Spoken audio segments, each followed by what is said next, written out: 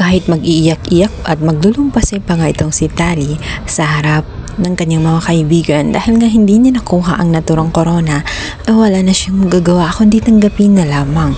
Ngunit lalo siyang matitrigger, ang galit niya ay lalong uusok sapagkat nakikita nga niya sa campus na itong ang si Belle ay lalong sumisikat at dumadami ang nagiging fans pagkatapos manalo bilang isang campus queen.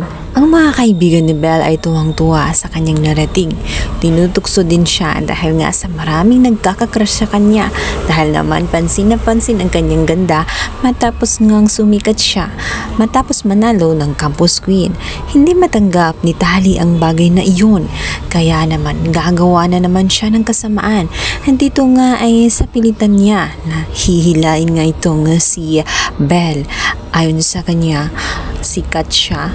So, kailangan na, kung nasa taas siya ngayon, ay kailangan na nga niyang ibaba at ilagay sa ilalim ng trash dahil para sa kanya, nasasang basura at doon siya nababagay. Palibhasa kasi itong Tali ay punong-puno ng insecurity.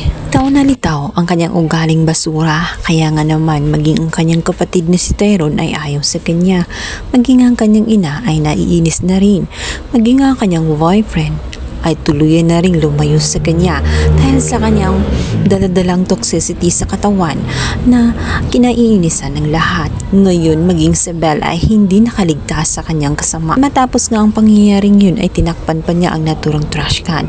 Buong akala ni Belle ay katapusan na nga niya matapos ngang iwanan siya ng bruha sa loob ng trash can. Mabuti na lamang at dumating nga ang kanyang superhero. Ito ay walang iba kundi itong si Wesley.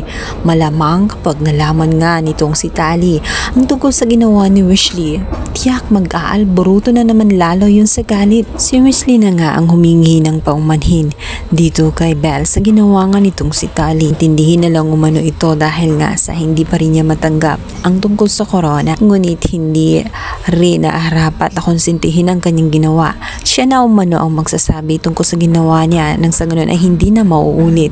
Subalit ng mga oras na iyon, tela iba na ang pakiramdam nga nitong si Belle. Na-impress siya at nagkikinang ang kanyang mga mata. Matatanggap kaya ni Tali kapag dumating na nga ang punto na si Belle at itong si Wesley na nga ang magkakatuluyan?